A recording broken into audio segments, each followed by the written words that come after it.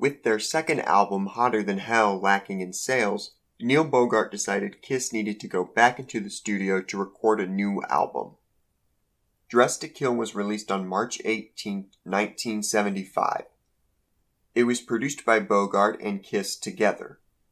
Peter Criss said, "After Hotter Than Hell disappeared, we had a meeting with Kenny Kerner and Richie Wise, the band, Bill Aucoin, and Joyce Biowitz. Kerner and Wise told us that they had a major offer from another label to take the band with them as producers to do our next album. It's likely that they didn't know that Joyce was seeing Neil, so the next day, Neil got wind of this, fired Kerner and Wise, and decided that he was going to produce the next album." I think it's fair to point out that Casablanca Records might not have had the money to actually pay a producer at this point, which also could have been a factor. The album opens with a fun song written by Paul Stanley. It's a fast-paced and energetic start to the album. Paul said, "When I wrote a song like Room Service, it was a musical diary. I was totally immersed in that life now. The coxmanship was no longer just a fantasy the way it had been on our debut album. Life on the road was everything I had conceived of and more. Hot and cold running women. Everybody and anybody willingly, gladly take no names. The joy in the vocal on Room Service is real. I was celebrating this life we were living. I was reveling in it." The production on the record is not quite as strong as it should be, but I think it's an improvement on the first two albums. Paul said, "A guy in the studio who had worked with Bachman Turner Overdrive told me that BTO used acoustic guitars in the mix to help sonically define the guitar sound. We tried that on Room Service and Anything for My Baby. We used acoustic guitar to pad things, to give additional clarity and definition. I think this was a solid choice. There is a noticeable improvement in the guitar tone in comparison to the previous albums. I think this is a result of Kiss having more creative say in the production. Bogart's producing style was relaxed, to say the least." Peter said, "Now I love Neil, but he had never produced anything in his life. The first executive decision Neil made as producer was to bring along a pound of weed. You couldn't walk into that room without getting a contact high. You don't really want to record an entire album stoned on pot." Ace Frehley said, "Many of the technical and creative decisions on Dress to Kill were made by the band members, along with Dave Whitman, the engineer."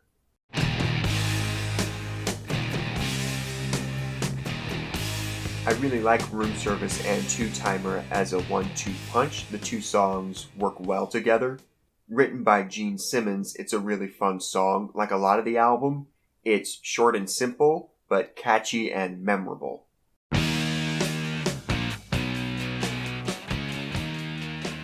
This is another fun song written by Gene. I think this is an underappreciated gem from the Kiss catalog. It's one of my favorite tracks.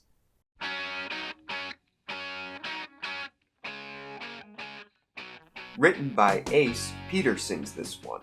Peter said, "I got to sing an Ace song, Getaway, because Ace was still too shy to sing, and I was still a little gun shy to push my songs on the other guys.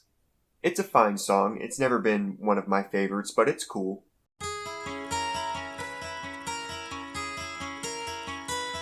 Paul wrote the main part of the song while Ace wrote the acoustic guitar intro. I do think that intro goes on a little too long, but I do like it. The song itself is fun. I prefer the version on Unplugged, but it works here.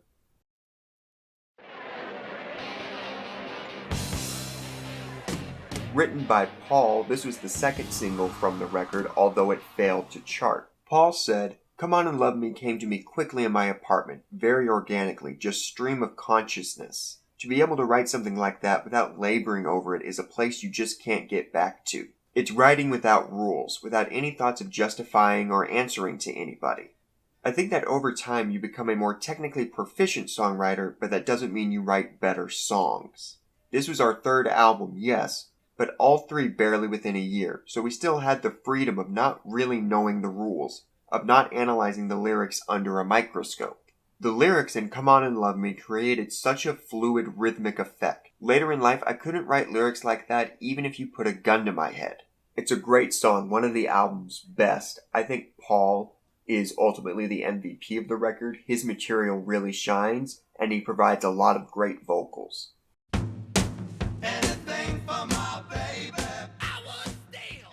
Written by Paul, this song has never been completely performed by the band live. It's quick but effective. I dig it.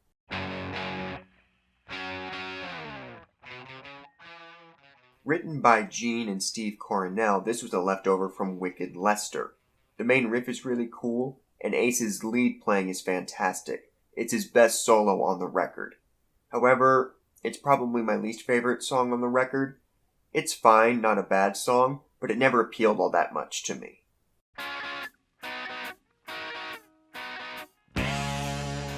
Written by Paul, this is another Wicked Lester leftover, and it's my favorite song on the record.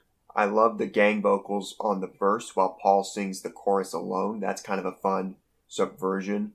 The main riff is really cool.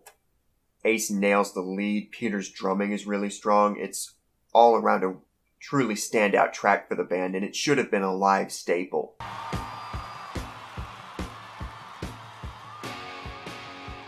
Written by Gene and Paul, this is Kiss's most famous song. It was the first single from the record, peaking at number 68 on the Billboard charts. Gene said, "The objective for the third album was to push Kiss to a higher level. For previous albums, Neil had boosted sales with novelty singles or television appearances. This time he wanted an anthem, something that would get the whole audience involved, screaming, pumping their fists. Paul said, I came up with the chords and a few lines for a chorus. I want to rock and roll all night and party every day. I knew this was the perfect battle cry. I went down the hall and knocked on Gene's door. What do you think of this, I asked, playing what I had. I have a song called Drive Me Wild, but I only have the verse and no chorus, he said. We coupled his verse to my battle cry. Gene said, the song was simple, which was very appealing, and it had a chorus vocal that was sung by a large group of people in the studio. Not just the 4 band members, but engineers, families of people from the record label, about 20 people in all. We felt the energy of it immediately. We had a feeling it was going to be big. I don't need to tell anyone that Rock and Roll All Night is a great song. It's undeniably catchy. I've heard it thousands of times, and it still excites me every time I hear it. I should probably be sick of it by now, but I'm not. My only real complaint with it is that it should have featured a guitar solo from Ace, like it does when they play it live.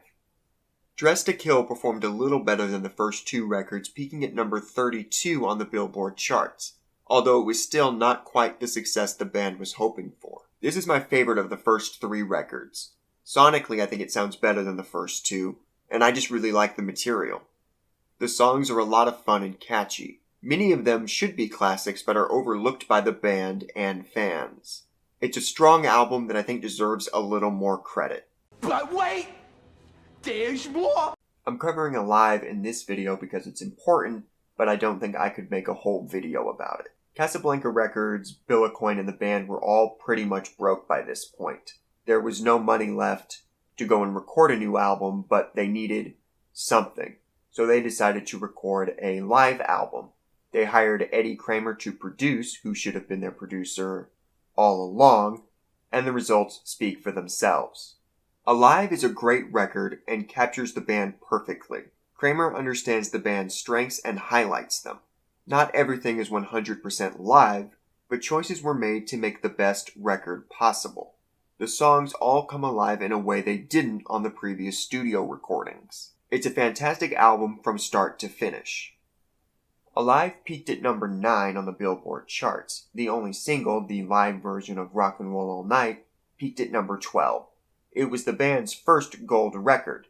Sales are said to be over 4 million, but it's hard to find a source for that outside of the band themselves. Nevertheless, the success of Alive catapulted the band into what it is today.